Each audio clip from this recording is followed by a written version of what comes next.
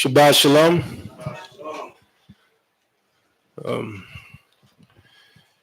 just in case some of you, newcomers, who's here for the first time today? It's your first time?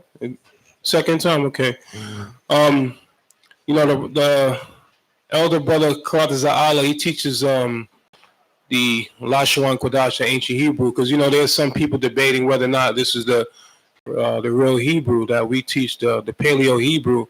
But the minister and myself, we saw for ourselves when we went to Mount Zion in Israel that one of the excavation sites that they found in the land the Paleo Hebrew that we teach and we speak. Okay, so a lot of people say it's a fake Hebrew, whatever like that. But these are people that only on YouTube, never left America, never traveled. Okay, so a lot of people are learning stuff on YouTube. They're Googling stuff, but they're not actually going to these different. Brothers in our circle travel. Brothers are, Parazai. Right now he's in Turkey. He was in India. Okay, we got Israelites in Japan, all over. All right, so don't be, get caught up. A lot of people getting caught up with all these different doctrines on, on social media. This is not the time for that. I specifically brought in this to show that what? Time is running out. Okay, time is running out for the nations, their rulership, and time is running out for, 2/3 of our people that's going to perish if they don't come back to the law, set the commandments of the Most High. That's mine, Shamshwan. So, just continue to endure and to rehearse the righteous acts of the Most High. Don't try to compete with anybody else. Run at your own pace, but make sure your pace is sure. Okay, you don't want to be too slow, right? You don't want to be lukewarm either. It's either you're gonna be hot or cold. It's either you're gonna go hard or you're gonna go home. Make your choice. Don't come here to warm it. Like you people like play baseball. They called you a bench warmer. That you only sat on the bench when everybody else played. Don't come to be a seat warmer. Come to fill these seats because you really want to keep the commandments of the Most High. You really want to make it to the kingdom. That's the purpose why we're here. You understand? Because we desire to be in the kingdom of the Most High. That's why we're here on the Shabbat day. Sacrifice is a sacrifice. Other people out there, they're doing what? They're out there shopping at Macy's. They're at Broward Mall. Okay, they're out there getting their nails done or whatever, their own pleasure. Okay, the Shabbat day is set apart that we are to stay away from our own pleasures, right? And to devote ourselves to the Most High and go into His Word. So that's what we're going to do. All praises. All right, all praises be to the Prophet of Abraham, Isaac, and Jacob. As usual, we're going to go over the portion. The portion for this Shabbat day is Numbers 25 and 10 to Numbers 30 and 1. We'll be going through Numbers 25 and 10 to Numbers 30 and 1. And we also might go to the Haftorah portion, the Haftorah, which is Jeremiah 1 and 1 to Jeremiah 2 and 3. Okay. Like the priest is saying, time is running short, and we need not to tarry to do well, right? We don't want to waste time. Time is not a luxury for us. It's something that we use, and we use to, we got to be mindful of our time, how we're using it, because we all have the same amount of time, but how we use it differs, right? And that's how the Most High is going to judge us as being good stewards of His word, right? Right? What you got? Yeah, we can get that. 1 Corinthians 9:24. But before we do that, give me Colossians 3 verse 17. Giving all praise to the Most High in the name of Mashiach Yahushua. Colossians 3 and 17. And whatsoever ye do in word or deed, do all by Hashem Mashiach Yahushua, giving thanks to the Most High and the Father by Him. By Hashem Mashiach Yahushua, Dwalatam Yad Aman. Right.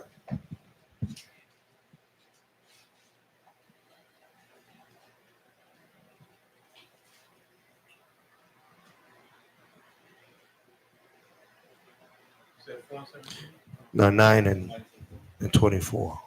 1 Corinthians 9 and 24.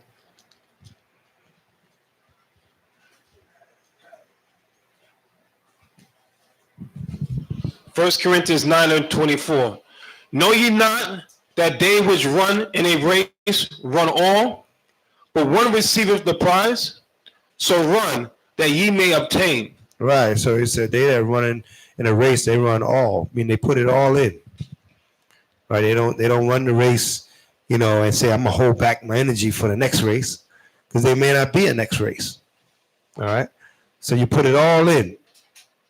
All right. Read that again. Know ye not that they which run in a race run all, right? But one receiveth the prize. Right. But only one is going to win. Come on.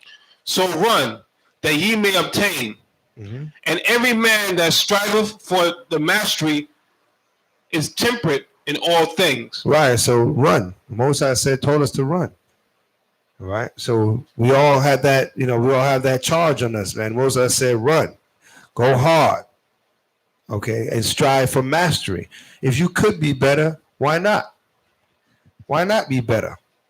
Right. Don't be satisfied with just making it through, just making it to the Shabbat day. If you can elevate your righteousness and increase your works, do so.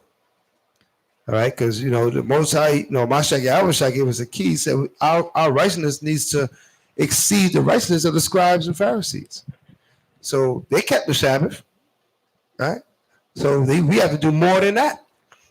All right, read on. Now they do it to obtain a corruptible crown, but we an incorruptible. Right. So you see them on what are they? I saw the relays. I'm not sure what the games were. But they're racing and they're running hard, all right? And they're looking for glory in this kingdom, all right? But what we're running right now, the race we're running, we're looking for the eternal glory, right, from the Most High God. So as hard as you see them running and training to obtain the World Cup, I guess you got the World Cup going on now, right? With their soccer, they running and they kicking and they doing all they can do to obtain, putting their whole heart into it. How are we supposed to be moving towards the Most High?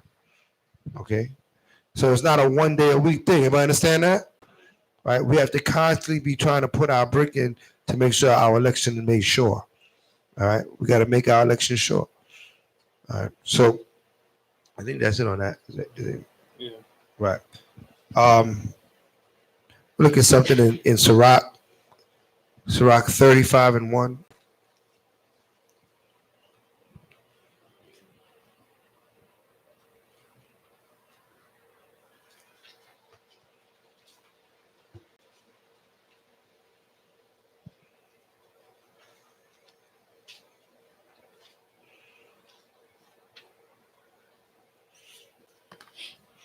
Well, we can go right to the point, 35 and 3.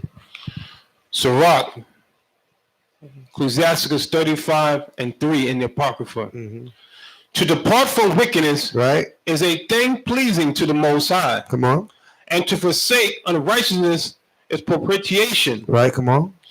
Thou shalt not appear empty before the Most High. For all these things are to be done because of the commandment. Right. All these things will be done because of the commandments. All right. So to depart from evil is a great thing, man. To forsake this world. What you're doing here on the Shabbat, as you come to sit in the Shabbat service, you're forsaking this world. Like the priest was bringing out, there's people at the mall, there's people doing their own thing today. But you are doing the will of the Most High. Therefore, what you're doing, you're forsaking what the rest of this world is doing. Right? And that is a propitiation. What does that mean? The payment for your sin. All right, for your transgressions. Read.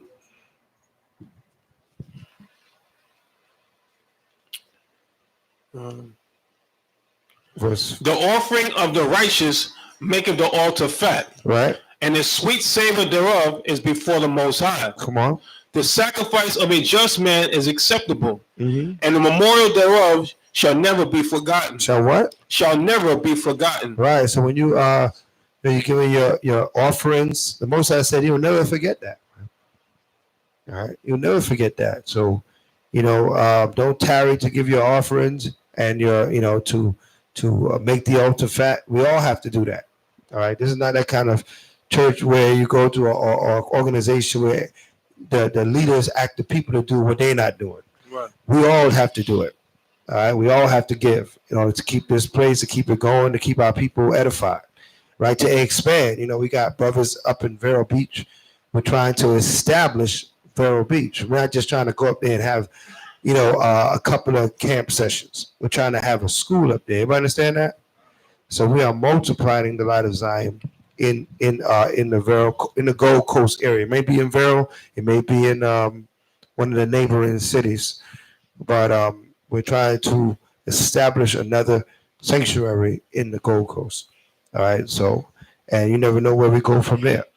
I know a lot of people. I get a lot of phone calls of people all around Florida wishing that they had a place to go that was somewhere near where they are. All right. So we hear the cry, and if the Most High wills it, we are going to take on that challenge. All right. Read on. Give the Most High's honor with a good eye. With what? With a good eye. With a good eye. I mean, that don't do it grudgingly. Give it with a good eye, right? Happy to do so. Read on. And diminish not the first fruits of thine hands. Right. Don't diminish it. Read on. In all thy gifts, show a cheerful countenance and dedicate thy tithes with gladness. With what? With gladness. Right. So it's a cheerful thing. So we don't put no pressure on nobody or anything like that. But we understand that this is something that the Most High requires. Now, oftentimes we have we went to some scriptures about people want to be rich. They want to hit the lotto, get all this money. And they say, well, you know what? I'm going to build a mega sanctuary for all Israel to go and learn. It ain't going to happen like that. That's not the will of the Most High. The will of the Most High is everybody put their brick in. That's the will of the Most High. The Most High has the power to make any one person, rich and have them fulfill all that he needs done overnight, right? But that's not his will. That's not what's written. What's written is that it's going to be a collective. And everybody's going to do their part. They're going to put their brick in to build whatever the Most High have us build is going to be something that the nation builds. Okay? So keep that in mind and understanding the world and the ways of the Most High. We cannot make it out. We can't make the Most High do things our way. We got to learn his way and do it his way only. Con? All right. So we're going into this portion. We're going to hit Numbers 25, verse 10, and get the wisdom, knowledge, and understanding contained therein. So we're going over to Numbers 25. Our last portion, we went over Balaam. I understand who taught and Balak getting Balaam. I think who taught the class here? Who taught it? Marshall? Okay. So we went over Balaam last portion, right? And Balak getting Balaam to try to curse Israel, but could not curse Israel. Because when the Most High bless you, no one can curse you. All right. So now we're picking it up in chapter 25, verse 10. Numbers 25, verse 10. And the Most High spake unto Moses, saying, Phinehas, the son of Eleazar, the son of Aaron the priest, have turned my wrath away from the children of Israel, while he was zealous for my sake among them, that I consume not the children of Israel in my jealousy. Wherefore say, Behold, I give unto him my covenant of peace, and he shall have it, and his seed after him, even a covenant of an everlasting priesthood, because he was zealous for his power, and made an atonement for the children of Israel. Right. So how did Phinehas make this atonement for the children of Israel? What did he do? How did he make this atonement for? Right. He took the javelin to the wicked. Right. Pierced that man that took that Moabite woman, pierced through him and her. Right. And so forth. And that appeased the Most High. Right. We got. Okay. So we have a picture of what a javelin looks like. So You put it through him and her. It's like a spear. They would call it a spear, right? And that appeased the Most High. So that's different than the God that you learn in the churches, right? Because the God you learn in the churches, that is no way. They were looking at scripture and say, no way, not my Jesus. Not my God. He would not want you to kill somebody. Not my Gucci God. Right? Product God, right? But let's understand something. Let's go into Sirach. And let's get the angels of vengeance, man. Let's going back into your Apocrypha to get some understanding about what Yahweh got going on. All right. Was it 28? 31, 28? Oh, it's lucky. Right. 39, 28. Sirach 39, chapter 28, verse. Sirach 39 and 28. There be spirits that are created for vengeance. For what? For vengeance. Right, come on. When their fury lay on sore strokes, come on. In a time of destruction, they pour out their force and appease the wrath of him that made them. They do what? They appease the wrath of him that made them. Right, so who makes spirits? The Most High. He's the creator of everything on the earth and in the heavens. He said he created the earth and the heavens. So he created spirits. And he has these spirits called the spirits of vengeance. And when they lay on these sore strokes, like the spirit that was on Phineas, right? It appeases the wrath of the Most High. When the Most High is being wrathful. Right? Read on.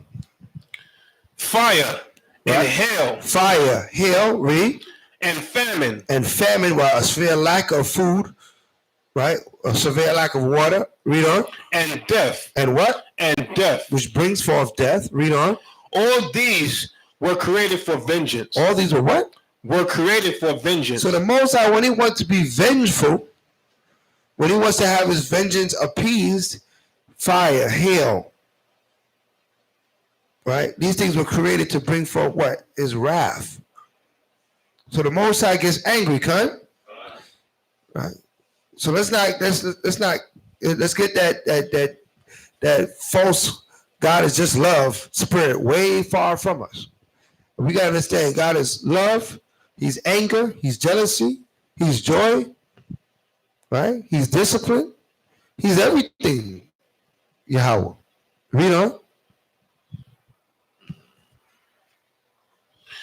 Teeth of wild beasts and scorpions. Come on. Serpents and the sword, punishing the wicked to destruction. Mm-hmm. They shall rejoice in his commandment, and they shall be ready upon earth when need is. And when their time is come, they shall not transgress his word. Right. When his time has come, they're going to do what they. All right. The Most High can use beasts. Right. He can use the sword. Right. Sometimes, our people getting cut now. A lot of times, our people get chastised because two things. The judgments of the Most High, also to wake up or to fervent his believers, to let his believers know that there is a blessing in keeping the law, statute, commandments of the Most High. Right? If it wasn't raining outside, a lot of us would never seek shelter. Right? So the Most High, so that he'd bring that drama in this world, that destruction, just so we are reminded that we need to stay with the Most High. All right? We need to stay with him. All right? What's that? His black life didn't matter. Insult, injury. Insult to injury. What is Eric Gardner? But what happened? Of eyes on a slave 5. Okay, this is an old paper, right? No, it's not. I think it was an anniversary. I think they were trying to get some type of settlement. They already found the cop not guilty, right? But now they were trying to get like money, so I think they turned that down as well. Right. So still, right, Eric Gardner, he's still no justice, right? Right. Still no justice for his brother here. choked out by the cops, killed. No one went to jail. No one got fined. Nothing. I think he got a paid vacation. I think one of his daughters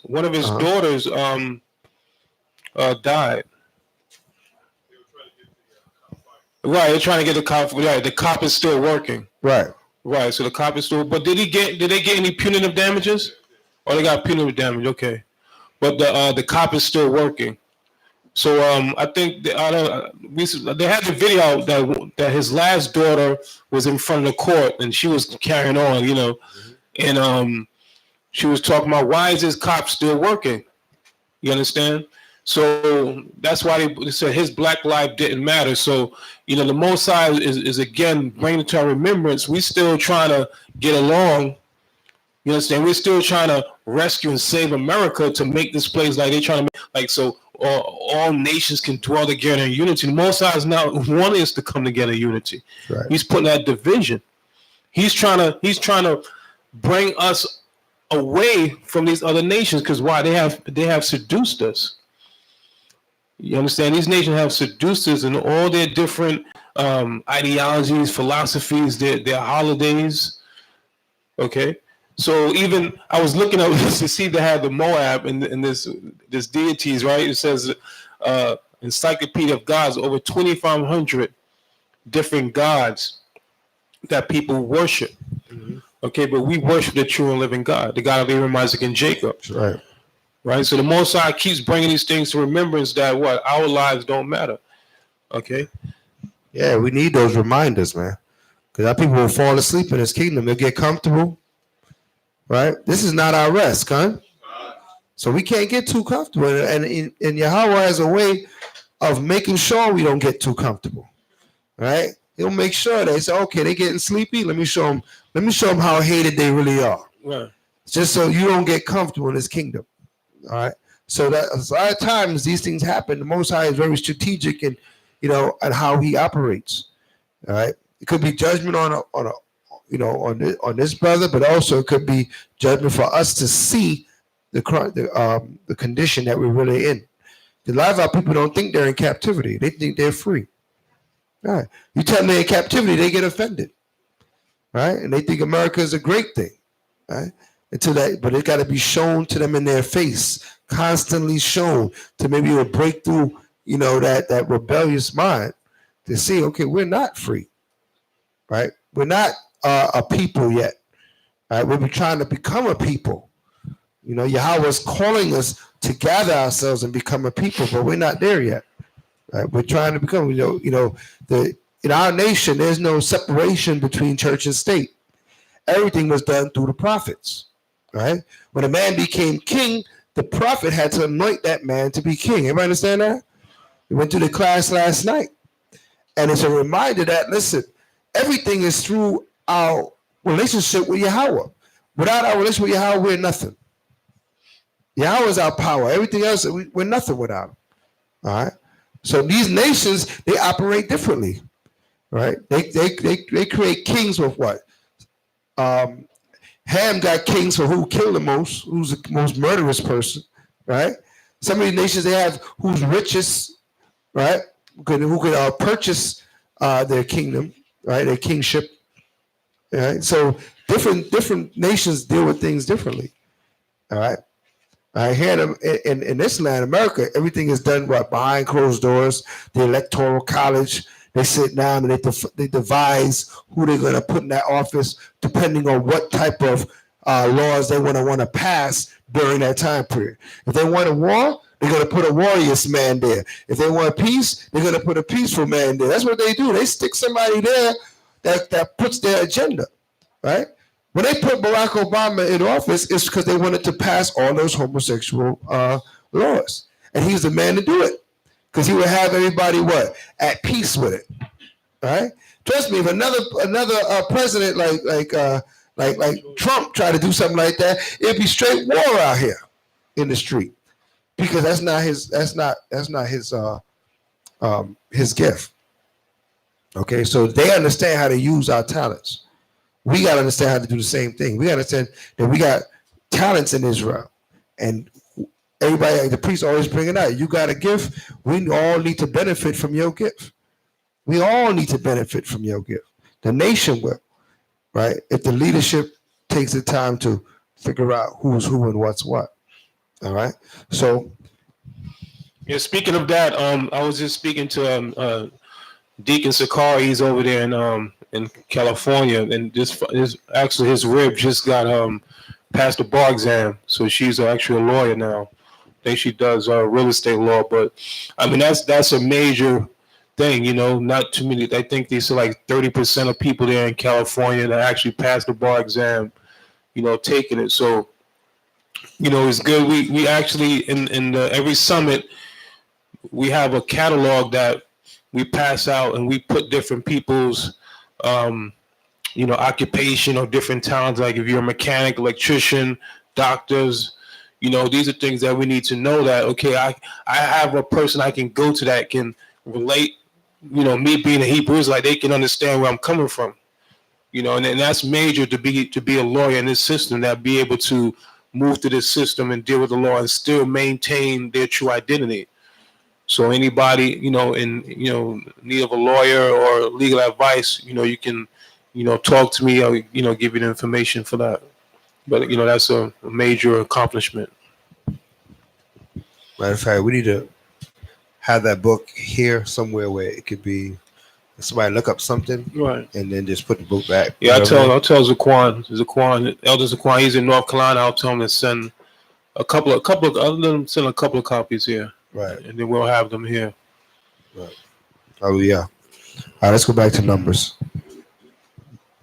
So Phineas was full of the Spirit and stayed the anger of the Most High by putting to death that the brother and that Moabite woman that were transgressing, you know, coming together. And when the Most High told us not to deal with the Moabite women, okay, let's pick it up. 14. Yeah. Numbers 25 and 14.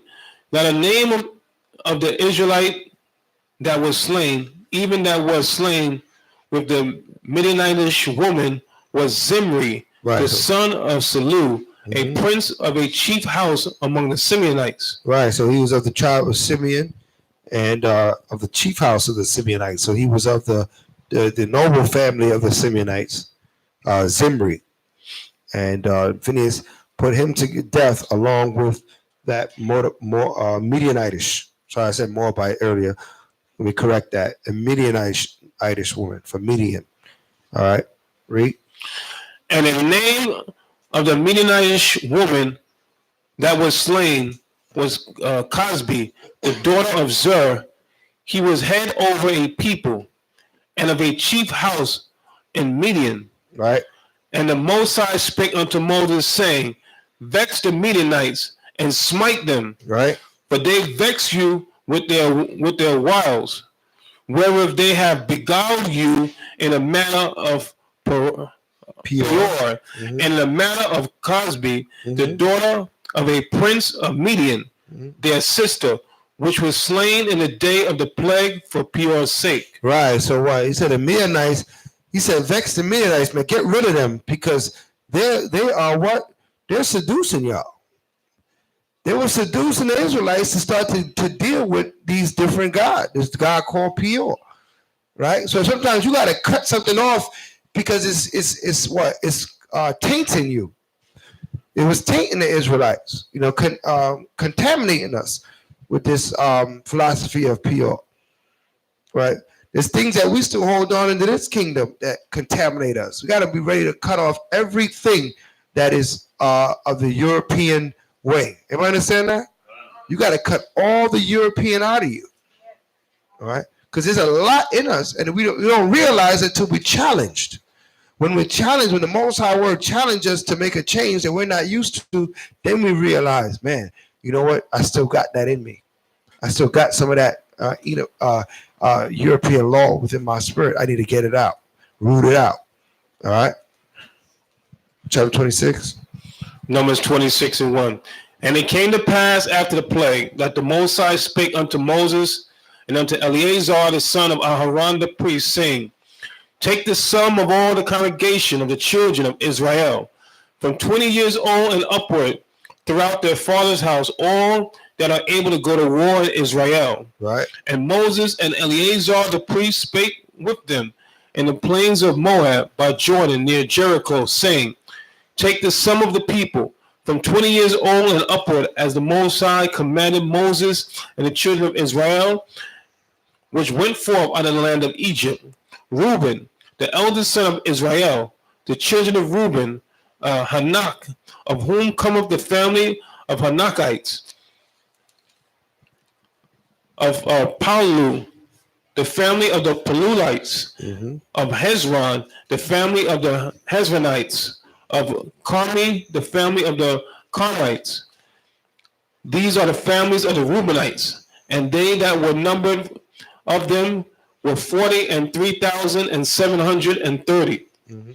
And the sons of Palu, Eliab, and the sons of Eliab, Nemuel, and Dathan, and Abiram.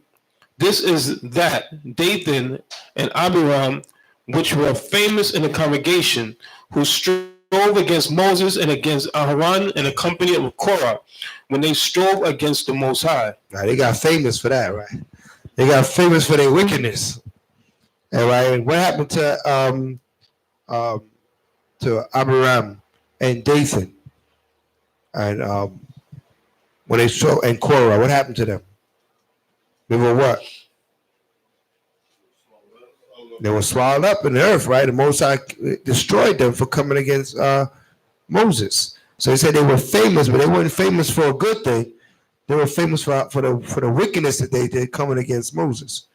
All right. I also want to point out that this is all the higher nobles that all these situations are happening with. Right. These are the people that are in influential position. That what they say doesn't just affect them, but it affects many. Because the Most High judges on that level. He judges Most High ain't gonna. There's an old song by my song, right? I shot the sheriff, but I wouldn't shoot the deputy. The Most High will shoot the sheriff. He deal with the head, so that the people that could be convinced to go a different way, to go righteous way. So he shoot at the head. You know what I mean?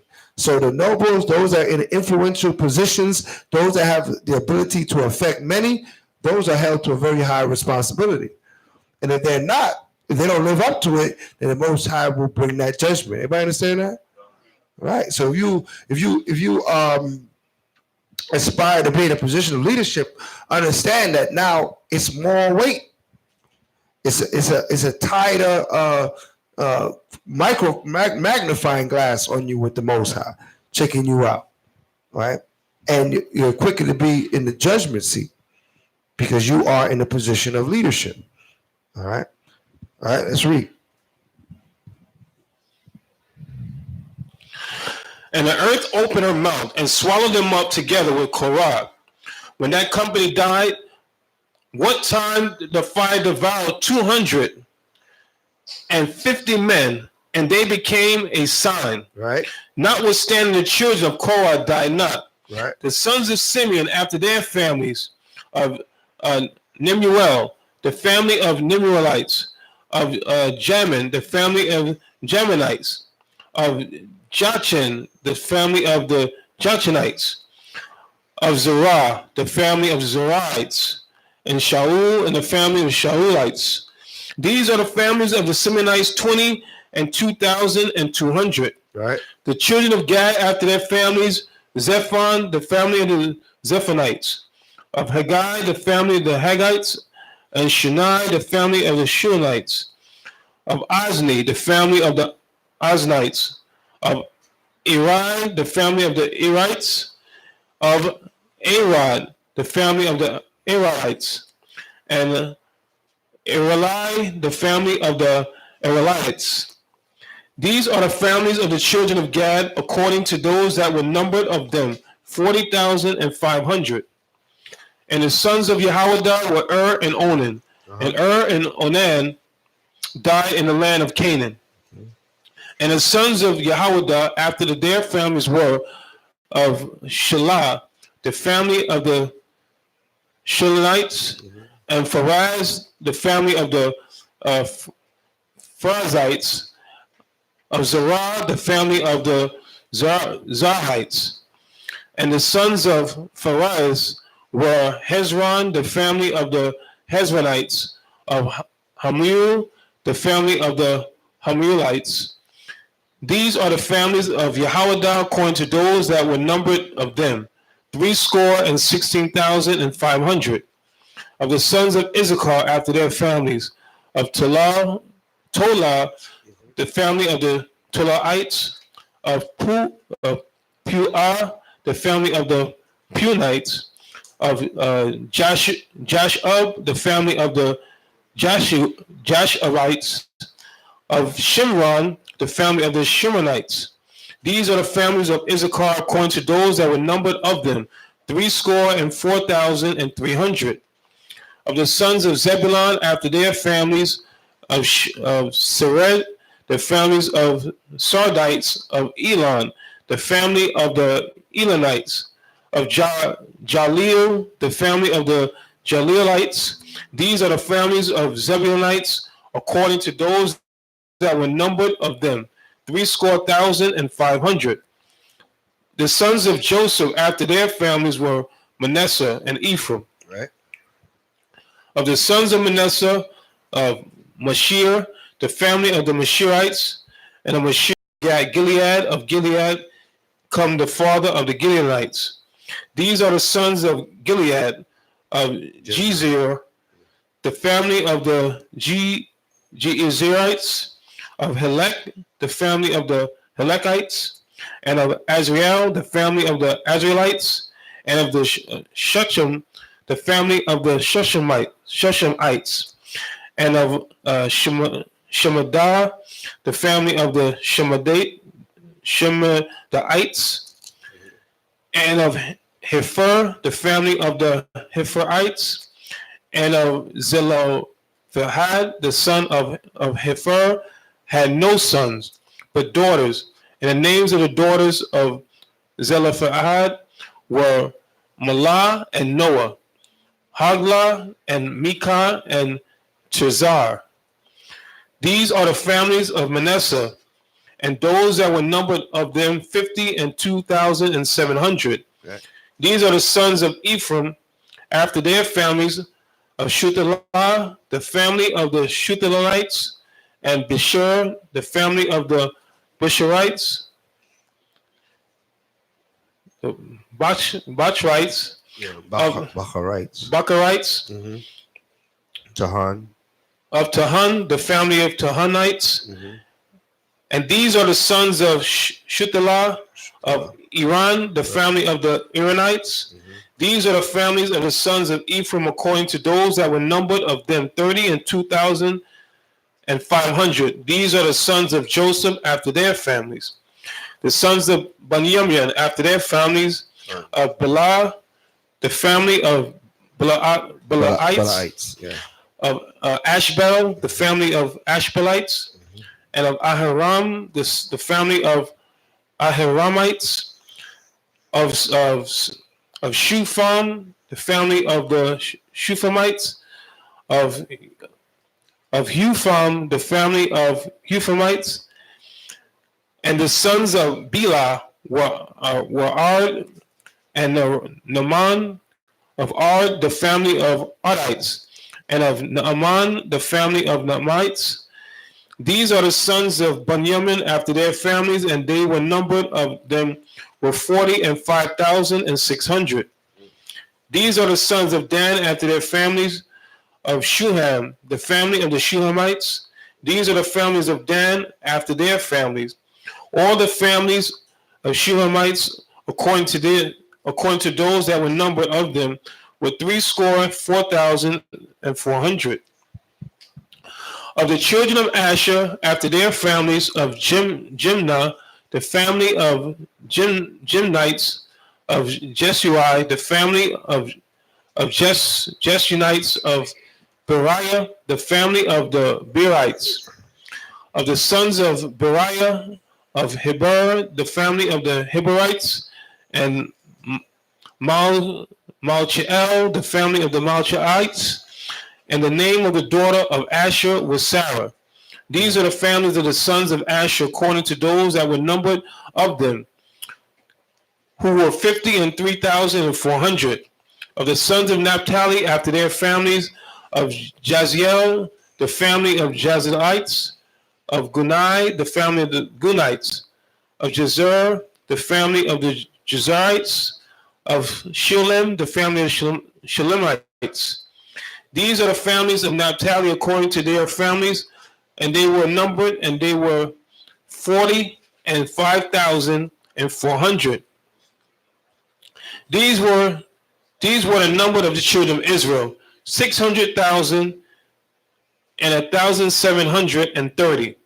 And the Most High spake unto Moses, saying, unto these the land shall be divided for an inheritance according to the number of names. To many thou shalt give the more inheritance, and to few thou shalt give the less inheritance. Right. To everyone shall his inheritance be given according to those that were numbered of him. Notwithstanding, the land shall be divided by lot. According to the names of the tribes of their fathers, they shall inherit. According to the lot shall the possession thereof be divided between many and few. Right. So the Most High gave us our inheritance according to the size of our families. Everybody understand that? So everybody didn't get an equal portion. Everybody didn't get the same amount. They gave them according to the size of, the numbers of their families. As you can see, numbered in the wilderness 600,000 and 1,730. All right, so that's 600,000 and 1,700. How do we say that? 600, 107,000, right? 600,000, 107,000. 600,000 and 1,700. No, it's 600,000 and 1,730. So that's 600,000, 1,730. Right? 600,000, 1,730. Right? That's right. All right. Just making sure we got the number right. So, in other words, we came out of Egypt and we had quite a large number. Even after, and he's numbering this, even, he also numbered those that were killed. Okay? So that's including those that didn't make it to this point. Because he mentioned Korah and his company and all of them that was killed with them. That's in this number. So we had quite a bit of us coming out of Egypt into the land of Canaan before it was called Israel. Okay, so we were traveling in a mass, in a group, a large quantity of people. Okay. All right, so we're gonna pick it up with verse 57. Verse 57. And these are they that the family. Hold on, so let me point that out. Not number the Levites yet. So numbered all the tribes minus the Levites. Right? And now we're about to number the Levites because we numbered them separately. Read that.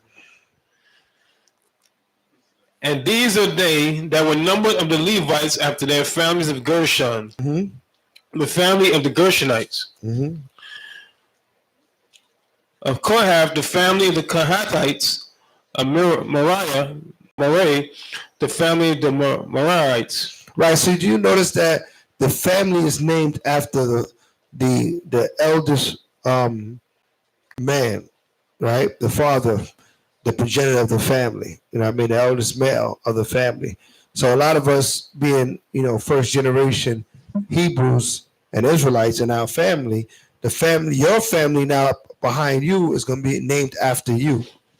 Okay, it's going to be you. Like we have Hawashai, the Hawashaites, and that'd be your family, your sons' children, and their children. It's all going to be numbered after your family. Everybody understand that? Because as men, our families, we begin we're the progenitors of our families. All right, we're the father of our family, so that everyone is going to carry. So now, when we state our registry, a lot of times we were taught how to state our registry in Israel. Like I would be Shalomah, Bun Yemyan, Bun Yasharala. What does that mean? That means Shalomah, son of Benjamin, the tribe of Benjamin, right? Right, Shalomah, Bun Yemyan. Bun Yemyan is my tribe, Bun Yasharala, right? But my son Malachi would be Malachi, Bun Shalomah, Bun Yemyan, Bun Yasharala. All right, that's how you state your registry. So he would have to mention who his father is, right, in his registry. All right, everybody understand that? Okay, so that's how your lineage will always be known. That's how we didn't lose. And then they would know if you've seen all my family, you would say, well, those are what? Those we Shalites, right? Or Shalamites. I like Shalites. Sound like a group. Sound like a group sing. But they'd be the Shalamites, right? And that would be the family. So just keep that in mind as you're building your families, right? That these are all ites of you. So they all represent a representation of you. So as good as you are, they should be, or as otherwise, right? So we want to make sure that you keep that in mind for all your families. All right, let's read. 58. These are the families of the Levites, the family of the Libnites, the family of Hebronites, the family of Malites, the family of the Mushites, and the family of the Korathites. Right. And Kohath begat Amram, and the name of Amram's wife was Jochebed, the daughter of Levi, right, whom her mother bare to Levi in Egypt. And she bare unto Amram, Aharon, and Moses, and Miriam, their sister. And unto Aharon was born Nadab and Abihu. So what you got right now is a lineage of Moses. Everybody catch that? You got the lineage of Moses, because that will be on the numbers test. All right. So read on. And she unto Amram, Aharon, and Moses, and Miriam, their sister. 60. And unto Aharon was born Nadab and Abihu, Eleazar, and Ithamar. And Nadab and Abihu died when they offered strange fire before the Most High. Right. And those that were numbered of them were 20 and 3,000, all males from a month old and upward, for they were not numbered among the children of Israel, because they were no inheritance given among the children of Israel. So they numbered the males of Levi from how old? From 1 month old and upwards. Okay. How old did they number the other tribes? From what? From 20 years old and upwards. So there actually was more of them, but they only numbered from 20 years old and upwards. Okay, because they were what? They were numbered to go to war, right? And the Levites, they didn't go to war, right? They dealt with the sanctuary and the things of that matter. Or they, and also they dealt with all the tribes, the things of the needs of all the tribes in the midst of all the tribes.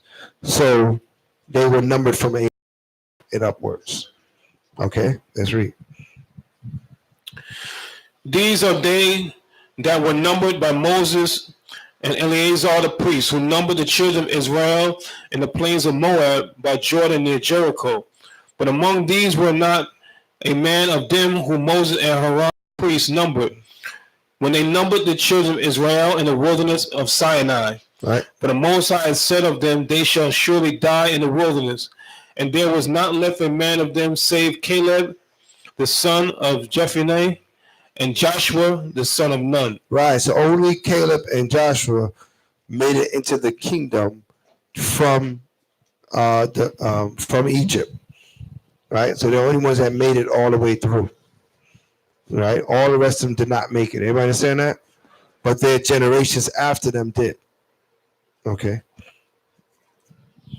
27th chapter, first verse, Numbers. Then came the daughters of Zelophehad, the son of Hafer, the son of Gilead, the son of Mashir, the son of Manasseh, the families of Manasseh, the son of Joseph, and these are the names of his daughters: Malah, Noah, Haglah, Milcah, and Tirzah. And they stood before Moses and before Eleazar the priest and before the princes and all the congregation by the door of the tabernacle of the congregation, saying, Our father died in the wilderness, and he was not in the company of them that gathered themselves together against the Most High in the company of Korah, but died in his own sin, right, and had no sons. Come on. Why would the name of our father be done away from among his family, because he had no son? Right. So this is his daughters speaking of their father. He died, and he was not wicked. That's why he said he wasn't with Korah. Don't bring that up, right? But he died in his own sin, right? But he had no be continued. That's what they're asking. Read. Give unto us among the brethren of our father. Right. And Moses brought their cause before the Most High. And the Most High spake to Moses, saying, The daughters of Zelophehad spake right. Right. Thou shalt surely give them a possession of an inheritance among their father's brethren. And thou shalt cause the inheritance of their father to pass unto them. And thou shalt speak unto the children of Israel, saying, If a man die and have no son, right, then he shall cause his inheritance to pass unto his daughter. Right. And if he have no daughter, then he shall give his inheritance unto his brethren. Right. And he have no brethren, he shall give his inheritance unto his father's brethren. Right. And his father have no brethren, then he shall give his inheritance into his kinsman that is next to him of his family, and he shall possess it. And it shall be unto the children of Israel a statute of judgment, as the Most High commanded Moses. Right. So we understand this. This is how your inheritance would pass on. All right. If you have no sons, it goes to your daughters. You have no daughters, it goes to your brother. If you have no brothers, it goes to your father's brother. Okay, but it stays within your family. You understand that? It stays within your family, your inheritance, right? 12 verse. And the Most High said unto Moses, Get thee up into this mount Abarim, and see the land which I have given unto the children of Israel. And when thou have seen it, thou also shalt be gathered unto thy people, as Aharon thy brother was gathered. And ye rebelled against my commandment in the desert of Zin, in the strife of the congregation, to sanctify me at the water before their eyes. Right. That is the water of Meribah, in Kadesh, in the wilderness of Zin. And Moses spake unto the Most High, saying, Let Yahweh, the power of the spirits of all flesh, set a man over the congregation, which may go out before them, and which may go in before them, which may lead them out, and which may bring them in, that the congregation of the Most High be not as sheep which have no shepherd. Right. And the Most High said unto Moses, Take thee Joshua the son of Nun, a man in whom is a spirit, and lay thine hand upon him. Right. And set him before Eleazar the priest and before all the congregation, and give him a charge in their sight. And thou shalt put some of thine honor upon him, that all the congregation of the children of Israel may be obedient. Right. So what? This is the second generation now coming. After it was Moses and Aharon, what was the second generation of the leadership of Israel? Joshua and who? No. Joshua and who? You just said it. Eleazar. Right? Joshua and Eleazar. Who's Eleazar? Who is he son of? Who? He's the son of Aaron. So Eleazar is the next generation to come after Aaron to hold the priesthood. And now we got what? We got Moses passing on his torch to what? To Joshua. So then you're gonna have Joshua and Eleazar. You see something? Right, right. So, right. So you're always gonna use bring it out a man to lead the people. You're gonna lose. The people need a shepherd. Need someone to say, listen, this is an example. This is who the Most High is dealing with. He's gonna what? He's gonna give us instruction from the Most High. Okay. He didn't leave the people just wandering and just put a spirit out there and hopefully the people grab onto it. No, he left somebody that he put that responsibility on to them what? To teach the people and to bring the people to him. All right, that we must follow. Okay, let's read. 21.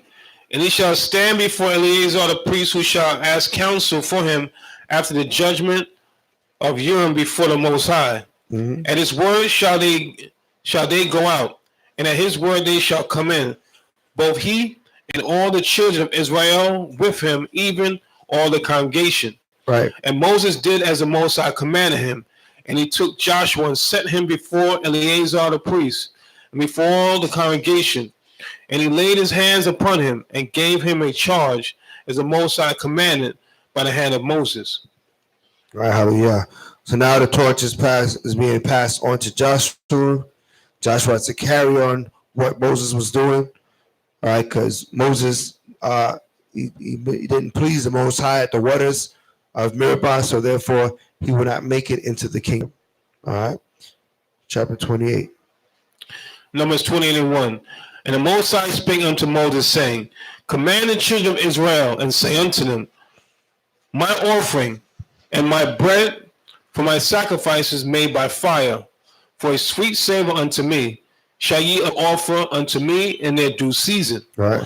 And thou shalt say unto them, This is the offering made by fire, which ye shall offer unto the Most High, 2 lambs of the first year without spot, day by day, for a continual burnt offering. The one lamb thou shalt offer in the morning, and the other lamb shalt thou offer at even. And a 10th part of an ephah of flour for a meat offering, mingled with the 4th part of an hin of beaten oil. It is a continual burnt offering, which was ordained in Mount Sinai for a sweet savor, a sacrifice made by fire unto the Most High. And a drink offering thereof shall be the 4th part of an hin. For one lamb in the holy place shalt thou cause the strong wine to be poured unto the Most High for his drink offering. Right. And the other lamb shalt thou offer at even as the meat offering of the morning, and as the drink offering thereof thou shalt offer it, a sacrifice made by fire of a sweet savor unto the Most High. And on the Shabbat day, 2 lambs of the first year without spot. And the 2 tenth deals of flour for a meat offering, mingled with oil, and a drink offering thereof. This is the burnt offering of every Sabbath, beside the continual burnt offering, and his drink offering. And in the beginnings of your month, you shall offer a burnt offering unto the Most High, 2 young bullocks, and 1 ram, 7 lambs of the first year without spot. Right. And 3 tenth deals of flour for a meat offering, mingled with oil, for 1 bullock, and 2 tenth deals of flour for a meat offering, mingled with oil, and 1 ram, and a several tenth deal of flour mingled with oil for a meat offering unto 1 lamb, for a burnt offering of a sweet savor, a sacrifice made by fire unto the Most High. And their drink offering shall be half of a hin of wine unto a bullock, and a 3rd part of a hin unto a ram, and a 4th part of a hin unto a lamb. This is the burnt